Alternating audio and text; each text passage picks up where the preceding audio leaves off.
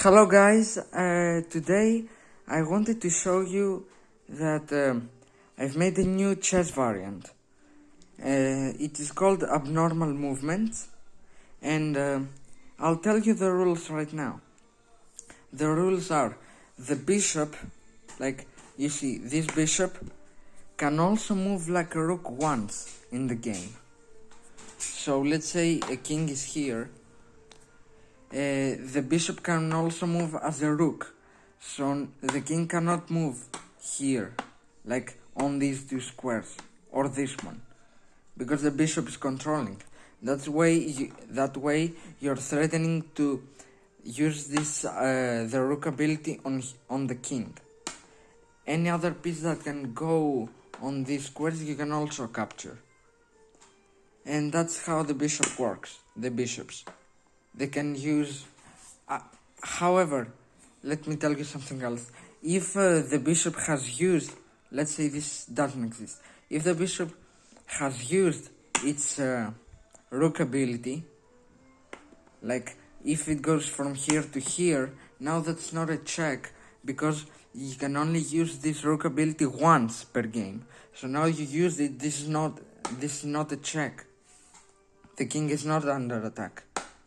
So yeah, that's how the bishop works.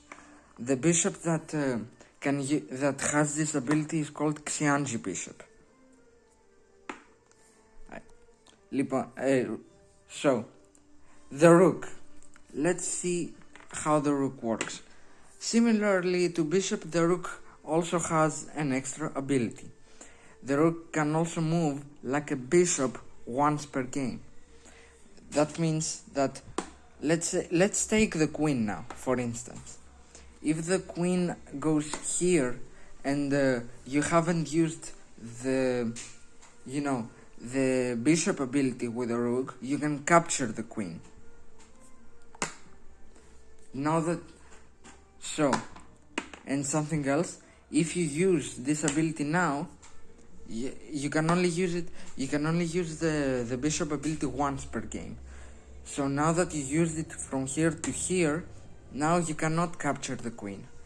Now you can only go as a normal rook.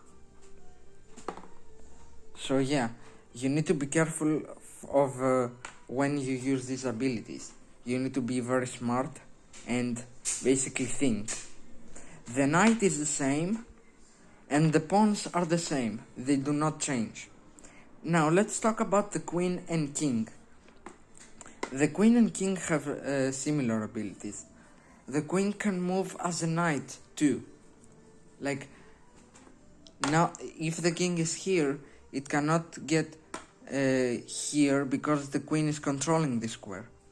This is only when the queen has not used the knight ability. So now, if however the queen uses the knight ability, if she goes here, from here to here, this is not a check, because now you have used the knight ability, so you no longer have it.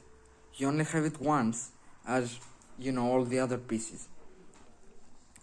So yeah, that's why I say you need to think very wisely of when you use these abilities. The king is similar to the queen. It can also move as a knight once per game, and you can also escape. Like if somebody checks you, you can also escape, like a knight. But try not to use it, because if you are forced to use the knight, then use it, but do not use it when you don't have to.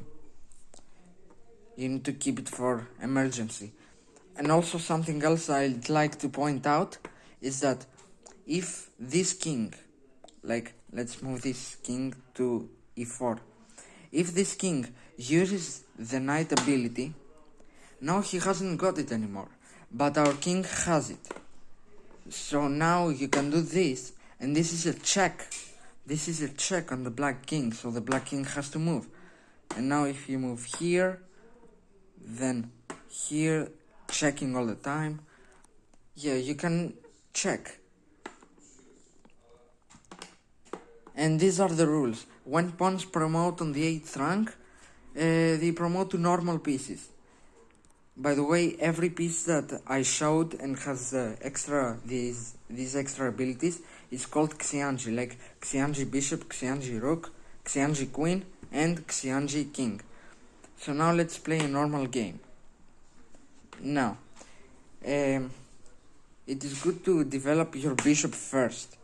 Why is that? Because now the enemy cannot develop their bishops. Cannot develop their bishop because you can use the ability and capture him.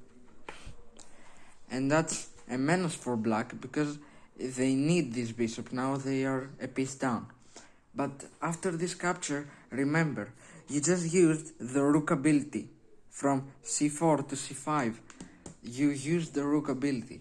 So now you don't have it anymore. The bishop is no longer Xianzhi bishop, it's a normal bishop.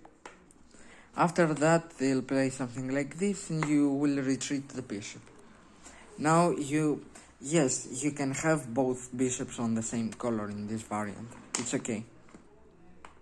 After that, it's time to develop more like a normal game, okay? It's a normal game.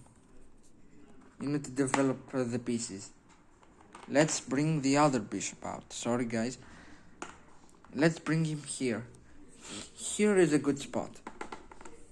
You can also move this pawn to open up this bishop. Now, you can't call a Xianzhi bishop like dark squared or light squared, because if they have the rook ability, they can also control the opposite color. Like if the bishop is here and the pawn wasn't here, since he has the rook ability, he controls the both black and light squares, like a rook, you know, because the rook doesn't care, he goes anywhere he wants, he doesn't care about the colors. So yeah, after that you can play just a normal game, but remember for these abilities. And also, in my opinion, after the pawn is the weakest piece, and after that the knight is the second weakest, because all the others move like a queen, kinda. So yeah, it's not good to trade Xianzhi bishop for knight. It's okay to trade bishop for knight, but no Xianzhi bishop for knight. So yeah, you need to have good conquer of the center. You can keep the bishop. You don't have to exchange it for the knight, because the black king has castled this side. So since both bishops are on the same color, they can support each other.